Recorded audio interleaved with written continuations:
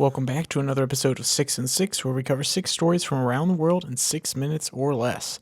With that said, start your timer. We begin today in South America, where Ecuador is facing tension as their recent elections will result in a runoff.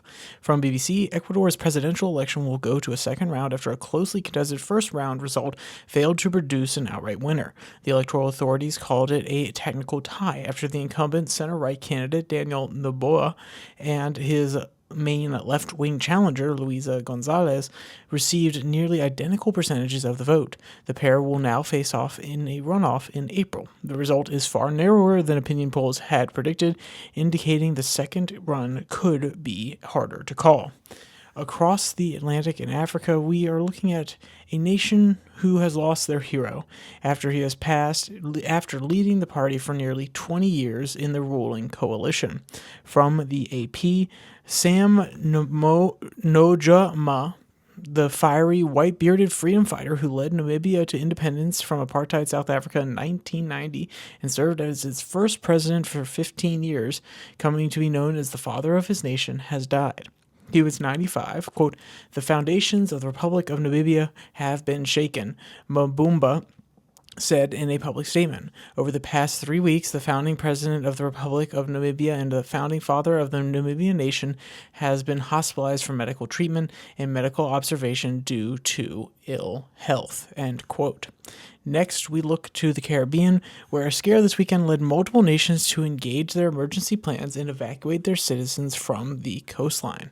From BBC, quote, "Tsunami warnings issued after a powerful 7.6 magnitude earthquake rocked the Caribbean Sea have been canceled," the U.S. Geology Survey, the USGS, has said.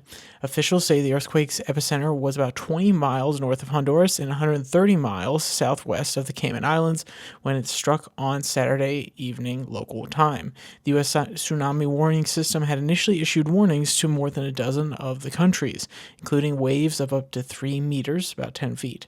But it later said the threat had passed, end quote. Across the Pacific in Asia, where Sri Lanka officials are facing questions for the sudden death of 2 tourists staying overnight in the country. From AP, authorities conducted autopsies on Monday after the deaths of 2 foreign tourists earlier this month while they were vacationing in Sri Lanka. Police said the 2 women became ill with vomiting at the hostel they were staying in and were hospitalized on February 1st.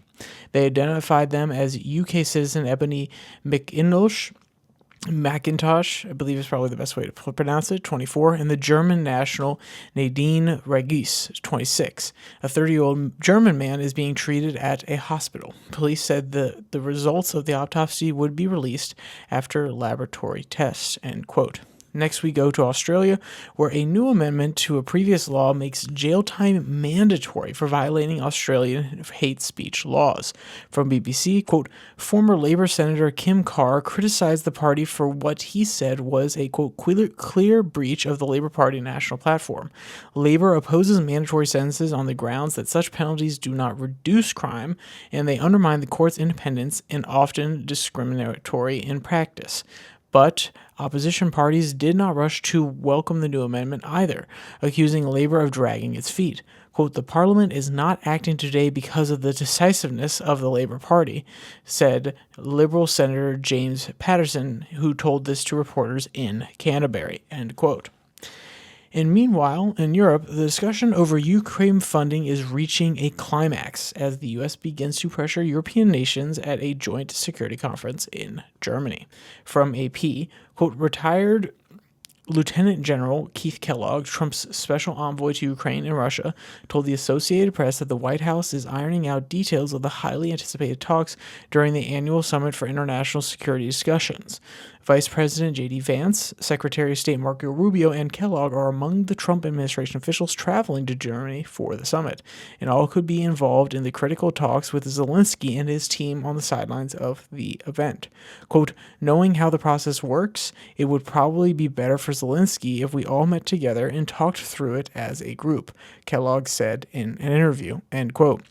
And there is also mention that Donald Trump and the other NATO allies have begun talks with the Russian side of the coalition or of the negotiating table as well in order to bring some sort of ceasefire or resolution to the 3-year-long war in Russia in Ukraine. With all that said, if you want to check out any of today's articles, all of them will be linked in the description below that like and subscribe button. If you want to check out the podcast that normally comes out about U.S. politics, is on Monday, Wednesday, Friday. It's the same place here, or it's on the RSS feed, Spotify, Pocket Cast, Podvine, like I just said. And then, if you want to get instant links to any of the videos, you can follow the Twitter handle @YourDailyFlip, where I put them out so you can go directly to the videos when they go live.